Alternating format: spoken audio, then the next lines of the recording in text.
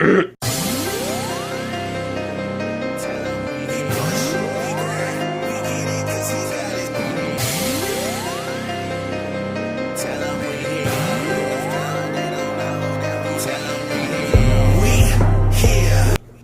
here. Top 10. I'm on my couch in Tennessee, going to Washington for years. Irrelevant. This is not vlog time. This is top 10 time. This is the top 10 video games of all time, in my opinion. Now, when I say in my opinion, this is more of a nostalgic feel. This is more of a nostalgia ride because it's not like from an objective standpoint. It's just from the ones that I have enjoyed most, either growing up or just of all time. There's only like a couple on here that are in recent memory. For the most part, this is like all old stuff. If you are expecting a totally like, oh, by far it's the best game of all time, this is just my opinion. So I wanted to do this for two reasons. One, to kind of see how it ordered out, to see how, like, if I made a list, to see how it would turn out and see how I ranked it. And two, to kind of, introduce you to maybe something you haven't heard of, or introduce you to something you haven't seen in a while. So, yeah, this is my top 10 video games of all time.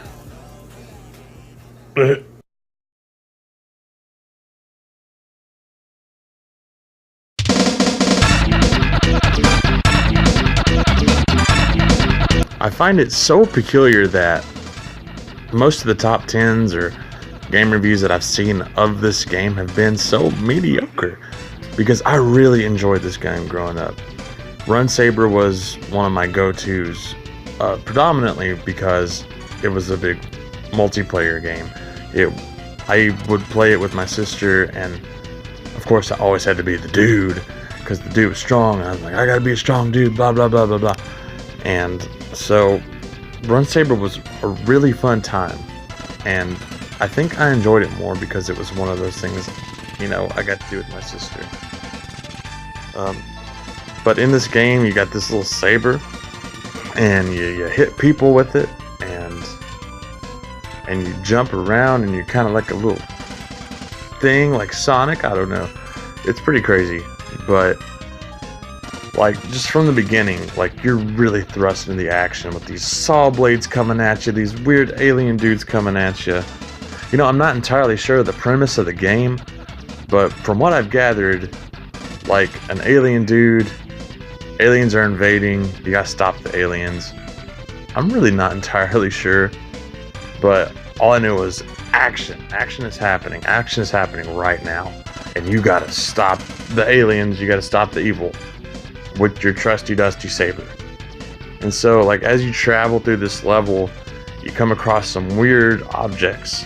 Apart from aliens walking towards you at a glacial pace, you encounter this door that's got tentacles on it, and you gotta hit the tentacles, and that makes the door explode. And then you walk through the door, and then there's an airplane, and you get on the airplane, and then there's aliens coming out of the airplane. It's weird. It really is weird. And then you fight the big brain person. Yeah, it's weird. But I always thought it was so cool how he just jumps from the plane. Like, aren't you gonna get hurt? Aren't your little feet gonna get hurt doing that, baby doll? But anyway, I digress. Run Saber was so much fun. I would play it today in a heartbeat. I mean, obviously, it's top 10 favorites, duh. But for nothing else, this makes the top 10, mainly because it was such a great bonding experience from a family perspective. So that's why I give it the nod at number 10.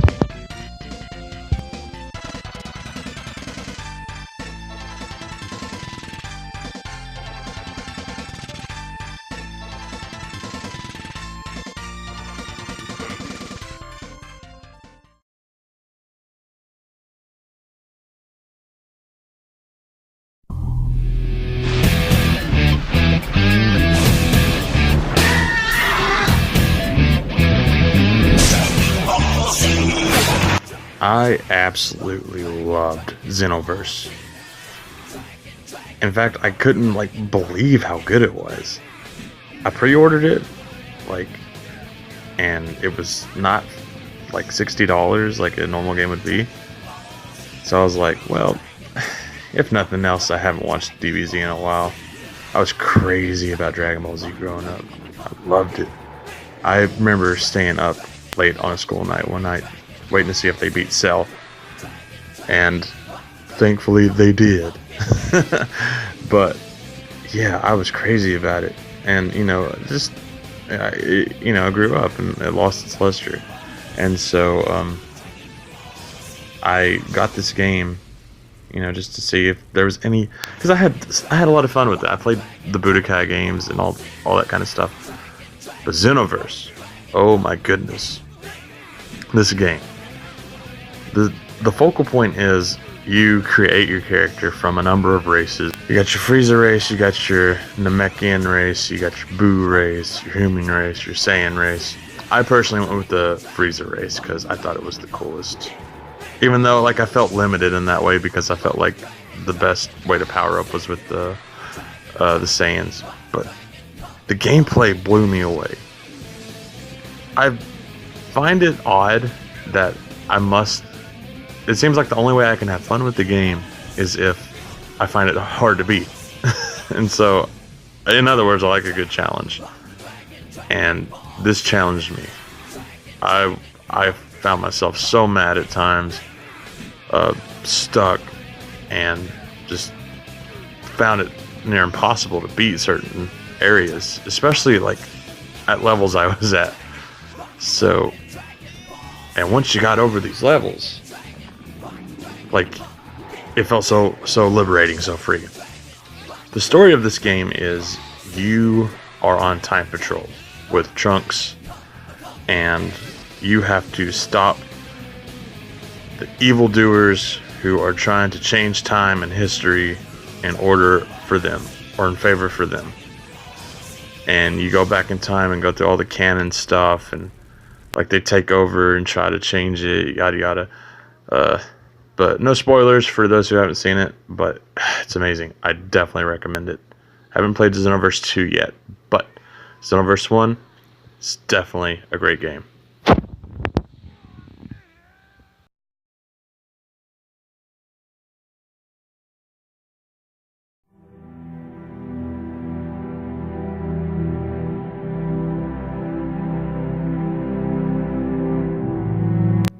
The Elder Scrolls 4 Oblivion was one of those games I just got lost in. It was just one of those experiences that made you feel like a geek. I'd never really been into that RPG type of thing, but this game was really good. I found myself just submersed in it, and just the aspect of Oblivion made the gimmick like really unique and really engaging and all that sort of stuff. You start off, you're in jail, and this lizard dude is taunting you, and it turns out that the Emperor is like, "You are the one that I have seen in my dreams. You are the chosen." No, but really. So he's like, he finds favor on you, and the guards are like, "I don't know why he likes you. You are a jail man." So you choose your race, you choose your name, you choose all sorts of stuff, and from there, I won't spoil too much, but the plot is the king dies. You have to give the amulet to the heir, all that sort of stuff, and so there's many wacky adventures going on in Oblivion. But you will find yourself just hours upon hours upon hours just lost in this game. It's a huge world. There's tons of side quests. There's just all sorts of stuff. And not to mention the add-on expansions. I don't really get into too many of these games as it is, but this is definitely worth it. And I have a lot of fondness. This is a game I pretty much played all through high school. So, The Elder Scrolls 4 Oblivion, highly recommend.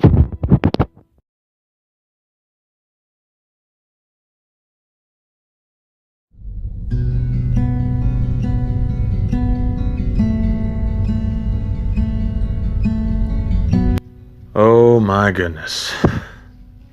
The Walking Dead. I remember I rented this at a Redbox, and I didn't really have any expectations, but man, it's just insane. Now, obviously I can't talk about this too much because it's a story. Like, there's tons of things to be explored about the story, so like I can't really talk about it that much. But the premise is, you are Lee Everett, and you are going to jail. Long story short, a zombie pops up in the road, and that's where it all starts. And if you know The Walking Dead, you know the outbreak. There's a zombie outbreak, and so you pretty much got to find safety, and that's about all I'll say on it. But you get so lost in this world. You get so lost in these characters. I found myself really sympathizing for someone like Lee, like, despite being a murderer. Like I really was on his side. I was rooting for him, and the fact that he adapted to Clementine, he didn't have to look out for her, but he did. And it's like deep down you feel for Lee, and you feel for him, and you feel for their struggles. And so and even going forth with The Walking Dead 2, I can't say too much about it, but both equally, like, in my eyes, are so good. And so I tie them up right here. I have to. And like, it's killing me that I haven't played the first episode of the third season yet. But Telltale Games have just really struck gold here. They've struck gold with like this story branching stuff, and there's like tons of well, not tons, but there's many like other stories, other variants of this, like Batman and Minecraft and But anyway, Telltale's The Walking Dead is one of my all-time favorites, and it's definitely deserving of its spot right here.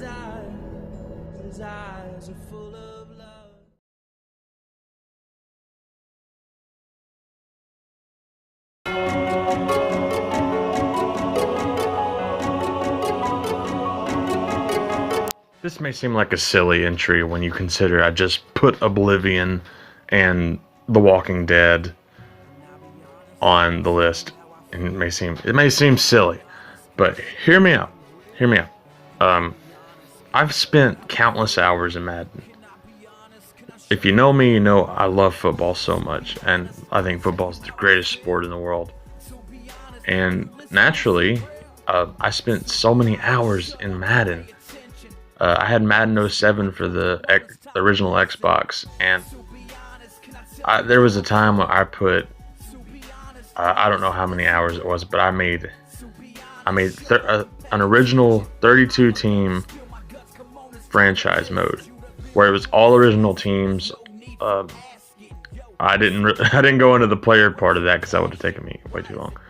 But I made 32 original teams, and I put them through a franchise, and I'm telling you, the customization of franchise mode and all that sort of stuff, like, I loved it, and I got engulfed in it. And one of my favorite parts was like making people I know, like, I put my math teacher in there, and he was all buff, which is funny to me at the time because he was just really old.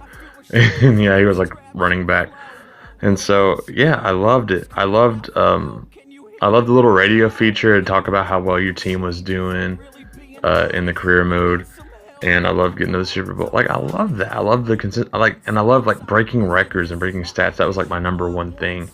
And so at that spot, like, I have to tie it with Madden 17, and like a brand new title pretty much. I have to lump it in there because I'm pretty much doing, the same thing with that. I've put a lot of hours in it, and I don't play as much video games anymore. And yet, I find myself really engulfed in Madden 17. Just taking my team through franchise, breaking records, all that sort of stuff. Like, franchise is my thing. And I don't know, it's just something that's addictive about it. Now I used to play online, but I kind of hold off on that now. There was a funny instance where my sister was trying to have a funny conversation with, or she's trying to start a conversation with me, and I was furious because I was losing online. I was like, I don't care, and she's like, she got mad at me, and she started to get really sad, and she was like, you don't have to be that way over again. It's just like, you can't be rational with someone who's acting irrational over a video game. And I feel like a lot of you guys will hear me on that. So, but yeah, it's just a funny story. Like, it's just not who I am, and the video game brought that out of me. But yeah, like, just Madden is something I got so engulfed in, and it's one of my favorites. I love football and I love video games, so it's a natural fit. So that's why maybe it seems a little weird, but Madden goes right here.